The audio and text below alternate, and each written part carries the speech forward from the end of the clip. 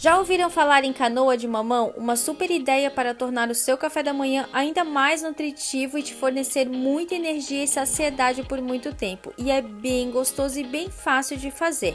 Basta pegar meio mamão papaya e um recipiente, coloque iogurte de preferência, mais uma dose de whey, eu utilizei sabor cookies. Depois bota essa misturinha no meio do mamão, uma colher de chá de chia e se quiser que fique mais consistente, geladeira por algumas horinhas.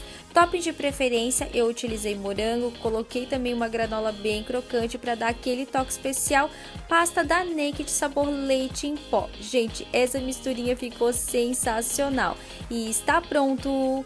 E aí, gostaram? Já salva essa ideia e me siga para mais dicas e receitas!